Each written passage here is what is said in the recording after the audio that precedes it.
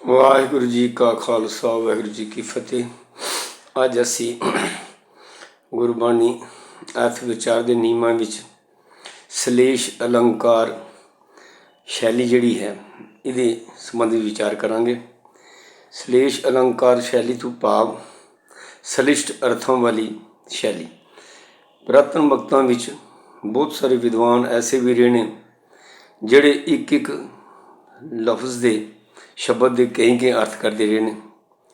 ਇਸ ਸ਼ੈਲੀ ਵਿੱਚ ਅਕਸਰ ਆਮ ਸਾਹਿਤ ਵਿੱਚ ਕਵੀਆਂ ਨੇ ਸ੍ਰਿਸ਼ਟ ਭਾਵ ਦੋ ਅਰਥਾਂ ਵਾਲੇ ਲਫ਼ਜ਼ਾਂ ਦੀ ਵਰਤੋਂ ਕਰਕੇ ਆਪਣੀ ਕਵਿਤਾ ਵਿੱਚ ਖੂਬਸੂਰਤੀ ਭਰਨ ਦੀ ਕੋਸ਼ਿਸ਼ ਕੀਤੀ। ਪਰ ਸ੍ਰੀ ਗੁਰੂ ਗ੍ਰੰਥ ਸਾਹਿਬ ਜੀ ਦੇ ਵਿੱਚ ਦਰਜ ਬਾਣੀਕਾਰਾਂ ਦੀ ਬਾਣੀ ਵਿੱਚ ਇਸ ਸ਼ੈਲੀ ਨੂੰ ਉੱਕਾ ਹੀ ਅਪ੍ਰਵਾਨ ਕਰ ਦਿੱਤਾ ਗਿਆ। ਗੁਰਬਾਣੀ ਦੇ ਜਿਹੜੇ ਅਰਥ ਨੇ ਇਹ ਇੱਕ ਇੱਕ ਪੰਕਤੀ ਦੇ ਕਈ ਅਰਥ ਨਹੀਂ ਕੀਤੇ ਜਾ ਸਕਦੇ, ਇੱਕ ਇੱਕ ਸ਼ਬਦ ਦੇ ਕਈ ਅਰਥ ਨਹੀਂ ਕੀਤੇ ਜਾ ਸਕਦੇ। ਇੱਕ ਵਿਸ਼ੇ ਵਿੱਚ ਇੱਕ ਚੱਲ ਰਹੇ ਜੋ ਸਬਜੈਕਟ ਹੁੰਦਾ ਹੈ ਉਹਦੇ ਵਿੱਚ ਕਿਸੇ ਪੰਕਤੀ ਵਿੱਚ ਕਿਸੇ ਸ਼ਬਦ ਦੇ ਇੱਕ ਹੀ ਅਰਥ ਹੋ ਸਕਦੇ ਨੇ, ਕਿਉਂਕਿ ਉਸ ਵਿਸ਼ੇ ਵਿੱਚ ਉਸ ਨਾਲ ਸੰਬੰਧਿਤ ਉਸ ਪ੍ਰਕਰਨ ਅਨੁਸਾਰ ਜੋ ਸਹੀ ਅਰਥ ਬਣਦੇ ਨੇ ਉਹ ਹੀ ਹੁੰਦੇ ਨੇ। ਮਨ ਮਰਜ਼ੀ ਨਾਲ ਇਹ ਅਰਥ ਨਹੀਂ ਕੀਤੇ ਜਾ ਸਕਦੇ। ਜਿਸ ਤਰ੍ਹਾਂ ਕੁਝ ਪੰਕਤੀਆਂ ਐਸੀਆਂ ਨੇ ਜਿਨ੍ਹਾਂ ਦੇ ਦੋ ਤਰ੍ਹਾਂ ਦੇ ਅਰਥ ਕੀਤੇ ਜਾਂਦੇ ਰਹੇ ਨੇ, ਜਿਸ ਤਰ੍ਹਾਂ ਕਿ ਆਦ ਬਿਆਦ ਉਪਾਦ ਰਸ ਕਬੁ ਨ ਟੂਟੈ ਤਾਪ, ਪਾਰ ਬ੍ਰਹਮ ਪੂਰਨ ਧਨੀ ਨ ਬੂਝੈ ਪ੍ਰਤਾਪ। ਇੱਥੇ ਨ ਬੂਝੈ ਪ੍ਰਤਾਪ ਦੇ ਅਰਥ ਇਸ ਤਰ੍ਹਾਂ ਕੀਤੇ ਜਾਂਦੇ ਨੇ, ਪਰਮੇਸ਼ਵਰ ਦੇ ਪ੍ਰਤਾਪ ਨੂੰ ਨਹੀਂ ਸਮਝਦਾ। ਆਦ ਬਿਆਦ ਉਪਾਦ ਰਸ ਕਬੁ ਨ ਟੂਟੈ ਤਾਪ, ਜਿਹੜਾ ਬੰਦੇ ਨੂੰ ਆਦ ਬਿਆਦ ਉਪਾਦ ਦੇ ਰਸਾਂ ਵਿੱਚ ਪਿਆ ਹੋਇਆ ਬੰਦਾ ਉਹਦਾ ਇਹ ਵਿਕਾਰੀ ਤਾਪ ਨਹੀਂ ਉਤਰਦਾ, ਕਿਉਂਕਿ ਉਹ ਪਾਰ ਬ੍ਰਹਮ ਪੂਰਨ ਧਨੀ ਨੇ ਬੂਝੈ ਪ੍ਰਤਾਪ। ਉਸ ਪਰਮਾਤਮਾ ਜਿਹੜਾ ਪੂਰਨ ਗੁਣਾਂ ਦਾ ਧਨਵਾਨ ਹੈ ਉਸ ਦੇ ਪ੍ਰਤਾਪ ਨੂੰ ਨਹੀਂ ਸਮਝਦਾ, ਉਸ ਦੀ ਮਹਿਮਾ ਨੂੰ ਨਹੀਂ ਸਮਝਦਾ। ਇੱਕ ਅਰਥ ਇਹ ਕੀਤੇ ਜਾਂਦੇ ਨੇ। ਦੂਜੇ ਅਰਥ ਇਹ ਵੀ ਸਨ ਕਿ ਉਸ ਦਾ ਦੁੱਖ ਤਾਂ ਸੰਤਾਪ ਨਹੀਂ ਬੁਝਦਾ, ਉਸ ਬੰਦੇ ਦਾ ਦੁੱਖ ਤੇ ਸੰਤਾਪ ਨਹੀਂ ਬੁਝਦਾ ਜਿਹੜਾ ਆਦ ਬਿਆਦ ਉਪਾਦ ਰਸ ਕਬੁ ਨ ਟੂਟੈ ਤਾਪ, ਜਿਸ ਨੂੰ ਇਹ ਅਵਸਥਾ ਬਣੀ ਹੋਈ ਹੈ ਤੇ ਪੂਰਨ ਪਰਮਾਤਮਾ ਧਨੀ ਨੂੰ ਨਹੀਂ ਸਮਝਦਾ, ਉਸ ਦਾ ਦੁੱਖ ਤੇ ਸੰਤਾਪ ਨਹੀਂ ਬੁਝਦਾ। ਇਹ ਅਰਥ ਵੀ ਕੀਤੇ ਜਾਂਦੇ ਰਹੇ। ਲੇਕਿਨ ਸਹੀ ਦੇਖਿਆ ਜਾਏ ਤੇ ਅਰਥ ਇੱਥੇ ਇਹ ਹੀ ਢੁਕਦੇ ਨੇ ਕਿ ਉਹ ਬੰਦਾ ਉਸ ਪਰਮਾਤਮਾ ਦਾ ਪ੍ਰਤਾਪ, ਪਰਮਾਤਮਾ ਦੀ ਮਹਿਮਾ ਨਹੀਂ ਸਮਝਦਾ, ਇਸ ਲਈ ਆਦ ਬਿਆਦ ਉਪਾਦ ਰਸ ਦੇ ਉਹ ਜਿਹੜੇ ਤਾਪ ਹਨ ਉਹ ਸੇੜਦਾ ਪਿਆ ਹੈ। ਇਹ ਸਹੀ ਅਰਥ ਬਣਦੇ ਹਨ ਪ੍ਰਕਰਨ ਅਨੁਸਾਰ, ਗੁਰਬਾਣੀ ਸਿਧਾਂਤ ਅਨੁਸਾਰ।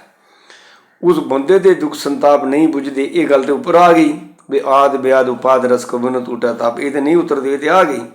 ਅਗਲੀ ਗੱਲ ਹੈ ਕਿ ਕਿਉਂ ਐਸਾ ਹੋ ਰਿਹਾ ਉਸ ਨਾਲ, ਕਿਉਂਕਿ ਪਾਰਮ ਪੂਰਨ ਧਨੀ ਨੇ ਬੂਝੈ ਪ੍ਰਤਾਪ। ਉਸ ਪੂਰਨ ਧਨੀ ਪਰਮਾਤਮਾ ਦਾ ਪ੍ਰਤਾਪ, ਉਹਦੀ ਮਹਿਮਾ, ਉਹਦੇ ਗੁਣਾਂ ਦਾ ਉਹ ਗਾਇਨ ਜਿਹੜਾ ਉਸ ਨੂੰ ਨਹੀਂ ਸਮਝਦਾ, ਉਸਦੀ ਮਹੱਤਵ ਨਹੀਂ ਸਮਝਦਾ। ਇੱਕ ਦੂਸਰੀ ਪੰਕਤੀ ਹੈ, ਗੁਰਦਰਸ਼ਨ ਉਦਰੈ ਸੰਸਾਰਾ ਜੇ ਕੋ ਲਾਏ ਭਾਉ ਪਿਆਰਾ। ਗੁਰਦਰਸ਼ਨ ਦੇ ਅਰਥ ਇਹ ਹੁੰਦੇ ਰਹੇ ਨੇ ਗੁਰੂ ਦੀ ਵਿਚਾਰਧਾਰਾ, ਤੇ ਗੁਰੂ ਦੀ ਵਿਚਾਰਧਾਰਾ ਗੁਰੂ ਦੇ ਦਰਸ਼ਨ ਹਨ। ਦੂਜੇ ਪਾਸੇ ਇਹ ਵੀ ਗੁਰਮਤਿ ਫਲਸਫਾ ਅਤੇ ਗੁਰੂ ਦਾ ਦੀਦਾਰ, ਗੁਰੂ ਦਾ ਜਿਹੜਾ ਵਿਅਕਤੀਗਤ ਦੀਦਾਰ ਹੈ, ਦਿਸਦਾ ਗੁਰੂ ਦਾ ਸਰੂਪ ਜੋ ਦੀਦਾਰ ਹੈ, ਉਹਦੇ ਅਰਥ ਵੀ ਕੀਤੇ ਜਾਂਦੇ ਰਹੇ ਨੇ, ਤੇ ਗੁਰਮਤਿ ਫਲਸਫਾ ਜਾਂ ਗੁਰਮਤਿ ਵਿਚਾਰਧਾਰਾ ਵੀ ਕੀਤੇ ਜਾਂਦੇ ਰਹੇ ਨੇ। ਤੋ ਇਸ ਪੰਕਤੀ ਦੇ ਅਸਲ ਦੇਖਿਆ ਜਾਏ ਅਰਥ ਤੇ ਗੁਰੂ ਦੇ ਸ੍ਰਿੜਕ ਦੀਦਾਰ ਦੀ ਗੱਲ ਵਾਲੇ ਅਰਥ ਨਹੀਂ ਠੀਕ ਜਾਪਦੇ, ਕਿਉਂਕਿ ਗੁਰਮਤਿ ਸਿਧਾਂਤ ਜਿਹੜਾ ਹੈ ਗੁਰੂ ਦੇ ਦਿਸਦੇ ਸਰੂਪ ਨੂੰ ਗੁਰੂ ਦੀ ਥਾਂ ਬਾਣੀ ਨੂੰ ਗੁਰੂ ਮੰਨਦਾ ਹੈ। ਸ਼ਬਦ ਗੁਰ ਪੀਰਾ ਗੈਰ ਗੰਭੀਰਾ ਬਿਨ ਸ਼ਬਦ ਹੈ ਜਗ ਬੋਰਨ। ਬਾਣੀ ਗੁਰੂ ਹੈ, ਬਾਣੀ ਵਿੱਚ ਬਾਣੀ ਅੰਮ੍ਰਿਤ ਸਾਰੇ ਦਾ ਸਿਧਾਂਤ ਹੈ। ਇੱਥੇ ਸ਼ਬਦ ਗੁਰੂ ਸੁਧ ਤੁਨ ਚੇਲਾ ਦਾ ਸਿਧਾਂਤ ਹੈ। ਸਰੀਰ ਤੇ ਕੇਵਲ ਸ਼ਬਦ ਨੂੰ ਵਰਤਾਉਣ ਦਾ ਮਾਧਿਅਮ ਹੈ, ਚਾਹੇ ਗੁਰੂ ਦਾ ਸਰੀਰ ਹੈ ਚਾਹੇ ਸਿੱਖ ਦਾ ਸਰੀਰ ਹੈ। ਇਸ ਵਾਸਤੇ ਗੁਰੂ ਦਰਸ਼ਨ ਉਦਰਿਆ ਸੰਸਾਰ ਤੋਂ ਭਾਵ ਹੈ ਗੁਰੂ ਦੇ ਦਰਸ਼ਨ ਤੋਂ ਭਾਵ ਕੇਵਲ ਸਰੀਰਕ ਦਰਸ਼ਨ ਅਰਥ ਨਹੀਂ ਕੀਤੇ ਜਾ ਸਕਦੇ, ਕਿਉਂਕਿ ਗੁਰੂ ਸਾਹਿਬ ਦੇ ਦਰਸ਼ਨ ਤੇ ਮੁਗਲ ਲੋਕ ਵੀ ਕਰ ਰਹੇ ਸਨ। ਜਿਨ੍ਹਾਂ ਨੇ ਗੁਰੂ ਸਾਹਿਬ ਨੂੰ ਸ਼ਹੀਦ ਕੀਤਾ ਉਹਨਾਂ ਜਲਾਦਾਂ ਨੂੰ ਵੀ ਗੁਰੂ ਸਾਹਿਬ ਦੇ ਸਰੀਰਕ ਦਰਸ਼ਨ ਹੋ ਰਹੇ ਸਨ, ਪਰ ਇਹਦੇ ਨਾਲ ਉਹਨਾਂ ਦਾ ਉਧਾਰ ਨਹੀਂ ਹੋਇਆ। ਹਾਂ, ਜਿਨ੍ਹਾਂ ਨੇ ਗੁਰੂ ਦਰਸ਼ਨ ਭਾਵ ਗੁਰੂ ਦੀ ਫਿਲਾਸਫੀ, ਗੁਰੂ ਦੀ ਵਿਚਾਰਧਾਰਾ ਨੂੰ ਅਪਣਾਇਆ, ਉਹਨੂੰ ਜਿਹਨਾਂ ਦਰਸ਼ਨ ਮਾਤਰ ਬਣਾਇਆ ਆਪਣੇ ਜੀਵਨ ਦਾ, ਉਹ ਉਦਰਿਆ ਸੰਸਾਰਾ। ਉਹ ਸੰਸਾਰ ਜ਼ਰੂਰ ਉਧਰ ਜਾਂਦਾ ਹੈ। ਗੁਰੂ ਦਰਸ਼ਨ ਉਦਰਿਆ ਸੰਸਾਰਾ ਜੇ ਕੋ ਲਾਏ ਭਾਉ ਪਿਆਰਾ, ਜੇ ਕੋਈ ਉਸ ਪਰਮਾਤਮਾ ਨਾਲ ਸੱਚਾ ਪਿਆਰ ਪਾ ਲਵੇ ਗੁਰੂ ਨਾਲ, ਤੇ ਇਹ ਜਿਹੜਾ ਸੰਸਾਰ ਸਾਗਰ ਤੋਂ ਬੰਦਾ ਉਹਦਾ ਉਧਾਰ ਹੋ ਜਾਂਦਾ ਹੈ। ਗੁਰੂ ਦੇ ਫਲਸਫੇ ਨੂੰ, ਗੁਰੂ ਦੀ ਬਾਣੀ ਨੂੰ, ਗੁਰੂ ਦੇ ਹੁਕਮਾਂ ਨੂੰ ਮੰਨ ਕੇ ਇੱਥੇ ਖਾਲਸ ਸਰੀਰਕ ਦੀਦਾਰ ਦੀ ਗੱਲ ਬਾਰੇ ਅਰਥ ਕਰਨੇ ਉਹ ਅਯੋਗ ਹੋਣਗੇ, ਉਹ ਗੁਰਮਤਿ ਸਿਧਾਂਤ ਅਨੁਸਾਰ ਠੀਕ ਨਹੀਂ ਹਨ। ਤੋ ਇਹ ਹੈ ਸਲੇਸ਼ ਅਲੰਕਾਰ ਸ਼ੈਲੀ, ਬਈ ਦੋ ਦੋ ਅਰਥ ਬਣਾਉਣ ਦੀ ਕੋਸ਼ਿਸ਼ ਕਰਨੀ, ਇਸ ਵਿੱਚ ਆਪਣੇ ਆਪ ਨੂੰ ਵਿਦਵਤਾ ਸਮਝਣੀ। ਇਹ ਵਿਦਵਤਾ ਨਹੀਂ ਹੈ ਬਲਕਿ ਅਗਿਆਨਤਾ ਹੈ ਕਿ ਗੁਰਬਾਣੀ ਦੇ ਇੱਕ ਬਿਲਕੁਲ ਮਾਕੂਲ ਔਰ ਸਪਸ਼ਟ ਅਰਥ ਹੁੰਦੇ ਨੇ ਜਿਹੜੇ ਇਨਸਾਨ ਨੂੰ ਮੁਕੰਮਲ ਪੂਰੀ ਸੇਧ ਦਿੰਦੇ ਨੇ, ਔਰ ਗੁਰਮਤਿ ਸਿਧਾਂਤ ਅਨੁਸਾਰ ਜਿਹੜੇ ਸਿਧਾਂਤ ਅਨੁਸਾਰ ਨਹੀਂ ਹਨ ਉਹ ਅਰਥ ਪ੍ਰਵਾਨ ਨਹੀਂ ਕੀਤੇ ਜਾ ਸਕਦੇ। ਤੋ ਇਹ ਸ਼ੈਲੀ ਜਿਹੜੀ ਗੁਰਮਤਿ ਵਿੱਚ ਪ੍ਰਵਾਨ ਨਹੀਂ ਹੈ, ਇੱਕ ਸ਼ਬਦ ਦੇ ਕੇਵਲ ਇੱਕ ਹੀ ਅਰਥ ਇੱਕ ਪ੍ਰਕਰਨ ਵਿੱਚ ਇੱਕ ਵਿਸ਼ੇ ਵਿੱਚ ਹੋ ਸਕਦੇ ਨੇ।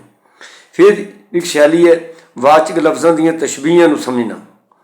ਗੁਰਬਾਣੀ ਵਿੱਚ ਬਹੁਤ ਸਾਰੇ ਲਫ਼ਜ਼ ਐਸੇ ਨੇ ਉਹ ਤਸ਼ਬੀਹ ਦੇ ਤੌਰ 'ਤੇ ਲਫ਼ਜ਼ ਵਰਤੇ ਗਏ ਨੇ, ਪਰ ਉਹਨਾਂ ਦੇ ਸਹੀ ਉਹੀ ਅਰਥ ਜਿਹੜੇ ਨੇ ਆਖਰੀ ਅਰਥ ਉਹ ਨਹੀਂ ਕੱਢੇ ਜਾ ਸਕਦੇ ਗੁਰਬਾਣੀ ਵਿੱਚ। ਜਿਵੇਂ ਹਰਮੰਦਰ ਇਹ ਸਰੀਰ ਹੈ ਗਿਆਨ ਰਤਨ ਪ੍ਰਗਟ ਹੋਏ, ਮਨ ਮੁਖ ਮੂਲ ਨਾ ਜਾਣੀ ਮਾਨਸ ਹਰਮੰਦਰ ਨਾ ਹੋਏ। ਹਰਮੰਦਰ ਇਹ ਜਗਤ ਹੈ ਗੁਰ ਬਿਨ ਕੋਰ ਅੰਧਾਰ, ਦੂਜਾ ਪਾਉ ਕਰ ਪੂਜਦੇ ਮਨਮੁਖ ਅੰਧ ਗਵਾਰ। ਇਹਨਾਂ ਪੰਕਤੀਆਂ ਵਿੱਚ ਤੀਜੇ ਪਾਤਸ਼ਾਹ ਜੀ ਦੀਆਂ ਪੰਕਤੀਆਂ ਨੇ ਹਰਮੰਦਰ। ਹੁਣ ਆਮ ਤੌਰ 'ਤੇ ਹਰਮੰਦਰ ਅਸੀਂ ਦਰਬਾਰ ਸਾਹਿਬ ਦੀ ਜੋ ਇਮਾਰਤ ਹੈ ਉਸ ਨੂੰ ਹਰਮੰਦਰ ਅਸੀਂ ਕਹਿੰਦੇ ਹਾਂ, ਲੇਕਿਨ ਇਸ ਪੰਕਤੀ ਵਾਲੇ ਇਸ ਹਰਮੰਦਰ ਲਫ਼ਜ਼ ਦੇ ਅਰਥ ਇਹ ਨਹੀਂ ਕੀਤੇ ਜਾ ਸਕਦੇ, ਕਿਉਂਕਿ ਗੁਰੂ ਤੀਜੇ ਪਾਤਸ਼ਾਹ ਜੀ ਦੀ ਪੰਕਤੀ ਉਸ ਵੇਲੇ ਅਜੇ ਹਰਮੰਦਰ ਸਾਹਿਬ ਦੀ ਉਸਾਰੀ ਵੀ ਨਹੀਂ ਸੀ ਹੋਈ। ਤੋ ਲਿਹਾਜ਼ਾ ਇੱਥੇ ਹਰਮੰਦਰ ਇਹ ਸੀੜ ਹੈ ਤੋਂ ਭਾਵ ਹੈ ਇਸ ਸਰੀਰ ਨੂੰ ਪਰਮਾਤਮਾ ਦਾ ਮੰਦਰ ਮਕਾਨ ਕਿਹਾ ਗਿਆ ਜਿਹਦੇ ਵਿੱਚ ਪਰਮਾਤਮਾ ਦੀ ਜੋਤ ਵਸਦੀ ਪਈ ਹੈ। ਇੱਥੇ ਅਰਥ ਸਰੀਰ ਰੂਪੀ ਘਰ ਹੀ ਹੋ ਸਕਦੇ ਨੇ, ਸਰੀਰ ਰੂਪੀ ਮੰਦਰ ਹੀ ਹੋ ਸਕਦੇ ਨੇ। ਦਰਬਾਰ ਸਾਹਿਬ ਵਾਲਾ ਹਰਮੰਦਰ ਇਹ ਅਰਥ ਨਹੀਂ ਹੋ ਸਕਦੇ। ਗਿਆਨ ਰਤਨ ਪ੍ਰਗਟ ਹੋਏ, ਗਿਆਨ ਰਤਨ ਨਾਲੇ ਪ੍ਰਗਟ ਹੁੰਦਾ ਹੈ ਕਿ ਸਰੀਰ ਪ੍ਰਭੂ ਦੇ ਵਸਣ ਦਾ ਇੱਕ ਟਿਕਾਣਾ ਹੈ, ਥਾਂ ਹੈ, ਘਰ ਹੈ। ਮਨਮੁਖ ਮੂਲ ਨਾ ਜਾਣੀ ਮਾਨਸ ਹਰਮੰਦਰ ਨਾ ਹੋਏ। ਮਨਮੁਖ ਬੰਦਾ ਇਹ ਗੱਲ ਨਹੀਂ ਸਮਝ ਸਕਦਾ ਕਿ ਇਨਸਾਨੀ ਸਰੀਰ ਵੀ ਪਰਮਾਤਮਾ ਦੇ ਵਸਣ ਦਾ ਇੱਕ ਟਿਕਾਣਾ ਹੈ, ਇੱਕ ਮੰਦਰ ਹੈ। ਹਰਮੰਦਰ ਇਹ ਜਗਤ ਹੈ। ਹੁਣ ਇੱਥੇ ਵੀ ਹਰਮੰਦਰ ਦਰਬਾਰ ਸਾਹਿਬ ਵਾਲੇ ਅਰਥ ਨਹੀਂ ਕੀਤੇ ਜਾ ਸਕਦੇ। ਇਸ ਜਗਤ ਨੂੰ ਹਰਮੰਦਰ ਕਿਹਾ ਕਿਉਂਕਿ ਇਹ ਜਗ ਸੱਚਾ ਕੀ ਹੈ ਕੋਠੜੀ ਸੱਚੇ ਕਾ ਵਿਸ਼ਵਾਸ। ਇਸ ਸੰਸਾਰ ਨੂੰ ਵੀ ਪਰਮਾਤਮਾ ਦੀ ਕੋਠੀ ਮੰਨਿਆ ਗਿਆ, ਪਰਮਾਤਮਾ ਦਾ ਘਰ ਮੰਨਿਆ ਗਿਆ। ਵੀ ਹਰ ਪਾਸੇ ਉਹ ਸਰਵ ਵਿਆਪਕ ਹੈ, ਜਲ ਥਲ ਮਈਲ ਪੂਰਿਆ ਸੁਆਮੀ ਸਿਰਜਣਹਾਰ। ਇਸ ਲਈ ਇਹ ਸੰਸਾਰ ਵੀ ਉਸਦਾ ਇੱਕ ਮੰਦਰ ਹੈ ਜਿੱਥੇ ਪਰਮਾਤਮਾ ਹਰ ਪਾਸੇ ਵਿਆਪਕ ਵਸਦਾ ਹੈ। ਹਰਮੰਦਰ ਇਹ ਜਗਤ ਹੈ ਗੁਰੂ ਬਿਨ ਘੋਰ ਅੰਧਾਰ। ਗੁਰੂ ਤੋਂ ਬਿਨਾਂ ਕੋਪ ਅੰਧੇਰਾ ਹੀ ਲੱਗਦਾ ਹੈ, ਐਸਾ ਮਹਿਸੂਸ ਨਹੀਂ ਹੁੰਦਾ ਕਿ ਪਰਮਾਤਮਾ ਹਰ ਪਾਸੇ ਹੈ। ਦੂਜਾ ਭਾਵ ਕਰ ਪੂਜਦੇ ਮਨਮੁਖ ਅੰਧ ਗਵਾਰ, ਕਿਉਂਕਿ ਆਮ ਮਨਮੁਖ ਬੰਦਾ ਦੂਜੇ ਭਾਵ ਵਿੱਚ ਮੋਹ ਮਾਇਆ ਭਾਵ ਵਿੱਚ ਪਿਆ ਇਸ ਬਾਰੀਕੀ ਦੀ ਗੱਲ ਨੂੰ ਸਮਝਦਾ, ਇਸ ਗਿਆਨ ਦੀ ਗੱਲ ਨੂੰ ਸਮਝਦਾ ਨਹੀਂ। ਵਿਖਿਆ ਮਲ ਜਾਏ ਅੰਮ੍ਰਿਤਸਰ ਨਹਾਵੋ ਗੁਰ ਸਰ ਸੰਤੋਖ ਪਾਇਆ। ਇਹ ਪਹਿਲੇ ਪਾਤਸ਼ਾਹ ਜੀ ਦੀ ਪੰਕਤੀ ਹੈ ਗੁਰੂ ਨਾਨਕ ਦੇਵ ਜੀ ਦੀ। ਵਿਖਿਆ ਮਲ ਜਾਏ ਅੰਮ੍ਰਿਤਸਰ। ਹੁਣ ਅੰਮ੍ਰਿਤਸਰ ਸ਼ਹਿਰ ਨੂੰ ਵੀ ਕਿਹਾ ਜਾਂਦਾ ਹੈ, ਜਿਸ ਸ਼ਹਿਰ ਵਿੱਚ ਹਰਿਮੰਦਰ ਸਾਹਿਬ ਹੈ ਸਾਡਾ ਕੇਂਦਰੀ ਸਥਾਨ। ਤੋ ਇੱਥੇ ਅੰਮ੍ਰਿਤਸਰ ਦਾ ਮਤਲਬ ਉਹ ਨਹੀਂ ਕੱਢਿਆ ਜਾ ਸਕਦਾ, ਕਿਉਂਕਿ ਉਸ ਵਕਤ ਗੁਰੂ ਨਾਨਕ ਸਾਹਿਬ ਜੀ ਦੇ ਵਕਤ ਇਹ ਅੰਮ੍ਰਿਤਸਰ ਸ਼ਹਿਰ ਨਹੀਂ ਸੀ ਵਸਾਇਆ ਗਿਆ ਜੇ। ਤੋ ਇੱਥੇ ਗੁਰੂ ਨਾਨਕ ਸਾਹਿਬ ਦੀ ਬਾਣੀ ਵਿੱਚ ਲਫ਼ਜ਼ ਆਇਆ ਹੈ ਵਿਖਿਆ ਮਲ ਜਾਏ ਅੰਮ੍ਰਿਤਸਰ ਨਹਾਵੋ। ਅੰਮ੍ਰਿਤਸਰ ਨਹਾਵੋ ਤੋਂ ਮਤਲਬ ਇੱਥੇ ਸਾਧ ਸੰਗਤ ਰੂਪੀ ਸਰੋਵਰ ਵਿੱਚ ਇਸ਼ਨਾਨ ਕਰੋ। ਗੁਰ ਸਰ ਸੰਤੋਖ ਪਾਇਆ। ਸਤਿਗੁਰ ਹੈ ਅੰਮ੍ਰਿਤਸਰ ਸਾਚਾ ਮਨ ਨਹਾਵੈ ਮੈਲ ਚੁਕਾਇਆ। ਇਹ ਤੀਜੇ ਪਾਤਸ਼ਾਹ ਜੀ ਦੀ ਪੰਕਤੀ ਹੈ। ਸਤਿਗੁਰ ਹੈ ਅੰਮ੍ਰਿਤਸਰ ਸਾਚਾ। ਹੁਣ ਇੱਥੇ ਅੰਮ੍ਰਿਤਸਰ ਦੇ ਅਰਥ ਅੰਮ੍ਰਿਤਸਰ ਸ਼ਹਿਰ ਨਹੀਂ ਕੀਤੇ ਜਾ ਸਕਦੇ, ਬਲਕਿ ਉਹੀ ਅੰਮ੍ਰਿਤ ਸਰੋਵਰ ਰੂਪੀ ਸਾਧ ਸੰਗਤ ਰੂਪੀ ਸਰੋਵਰ ਹੀ ਇਹਦੇ ਅਰਥ ਕੀਤੇ ਜਾ ਸਕਦੇ ਹਨ। ਇਸ ਤਰ੍ਹਾਂ ਰਾਮਦਾਸ ਸਰੋਵਰ ਨਹਾਤੇ ਸਭ ਉਤਰੇ ਪਾਪ ਕਮਾਤੇ। ਇੱਥੇ ਰਾਮਦਾਸ ਸਰੋਵਰ ਨਹਾਤੇ ਦੇ ਅਰਥ ਵੀ ਗੁਰੂ ਰਾਮਦਾਸ ਜੀ ਦੇ ਬਣਾਏ ਹੋਏ ਸਰੋਵਰ ਦੇ ਨਹੀਂ ਕੀਤੇ ਜਾ ਸਕਦੇ, ਬਲਕਿ ਰਾਮ ਦੇ ਦਾਸਾਂ ਦਾ ਸਰੋਵਰ ਭਾਵ ਸਾਧ ਸੰਗਤ ਰੂਪੀ ਇੱਕ ਐਸਾ ਸਰੋਵਰ ਹੈ ਜਿੱਥੇ ਸਾਧ ਸੰਗਤ ਕਿਤੇ ਮਨ ਦੀ ਮੈਲ ਉਤਰਦੀ ਹੈ। ਜਲ ਵਾਲਾ ਜਿਹੜਾ ਸਰੋਵਰ ਹੈ ਉਹ ਤਨ ਦੀ ਮੈਲ ਉਤਾਰਨ ਵਾਸਤੇ ਸਹਾਇਕ ਹੈ, ਉਹ ਇਸ਼ਨਾਨ ਸਰੀਰ ਦਾ ਹੋ ਸਕਦਾ ਹੈ।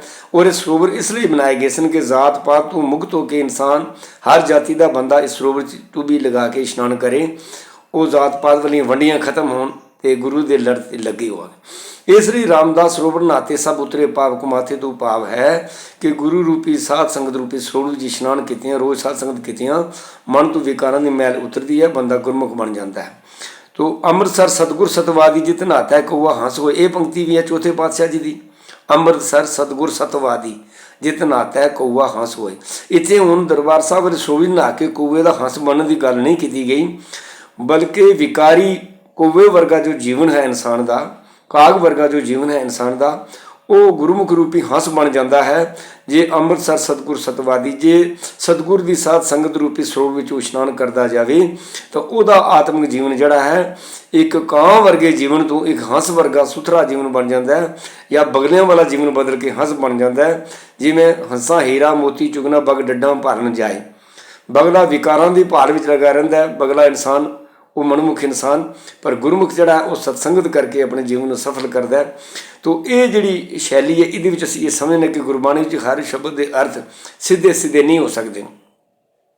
ਆਨੰਦ ਕਰੋ ਮਿਲ ਸੁੰਦਰ ਨਾਰੀ, ਇੱਥੇ ਨਾਰੀ ਦਾ ਅਰਥ ਇਸਤਰੀ ਨਹੀਂ ਹੈ ਬਲਕਿ ਨਾੜੀਆਂ ਹੈ, ਸਰੀਰ ਦੀਆਂ ਇੰਦਰੀਆਂ ਹੈ, ਕਿ ਸਰੀਰ ਦੀਆਂ ਇੰਦਰੀਆਂ ਜਦੋਂ ਵਸ ਵਿੱਚ ਆ ਜਾਂਦੀਆਂ ਨੇ, ਇਹਨਾਂ ਦਾ ਯੋਗ ਇਸਤੇਮਾਲ ਕਰਨਾ ਆ ਜਾਂਦਾ ਹੈ, ਤੇ ਉਸ ਵਕਤ ਇਹ ਨਾੜੀਆਂ ਜਿਹੜੀਆਂ ਇਹ ਸੁਖਮਈ ਬਣ ਜਾਂਦੀਆਂ ਨੇ, ਆਨੰਦਮਈ ਜੀਵਨ ਨੂੰ ਆਨੰਦ ਦੇਣ ਵਾਲੀਆਂ ਬਣ ਜਾਂਦੀਆਂ ਨੇ। ਇਸ ਤਰ੍ਹਾਂ ਗੁਰਬਾਣੀ ਵਿੱਚ ਆਏ ਜਿਹੜੇ ਸ਼ਬਦ ਹਨ, ਇਹਨਾਂ ਦੇ ਅਰਥ ਅਸੀਂ ਸਿੱਧੇ ਸਿੱਧੇ ਹਰ ਜਗ੍ਹਾ 'ਤੇ ਨਹੀਂ ਕਰ ਸਕਦੇ, ਅਖਰੀ ਅਰਥ ਨਹੀਂ ਕਰ ਸਕਦੇ, ਭਾਵਾਤਮਕ ਅਰਥ ਹੁੰਦੇ ਨੇ। ਔਰ ਇਹ ਕਾਵਿ ਰਚਨਾ ਹੈ, ਕਾਵਿ ਰਚਨਾ ਵਾਲੀ ਜਿਹੜੀ ਸ਼ੈਲੀ ਹੈ ਉਸੇ ਨੂੰ ਆਧਾਰ ਰੱਖ ਕੇ ਅਸੀਂ ਸਹੀ ਅਰਥ ਕਰ ਸਕਦੇ ਹਾਂ। ਵਾਹਿਗੁਰੂ ਜੀ ਕਾ ਖਾਲਸਾ, ਵਾਹਿਗੁਰੂ ਜੀ ਕੀ ਫਤਿਹ।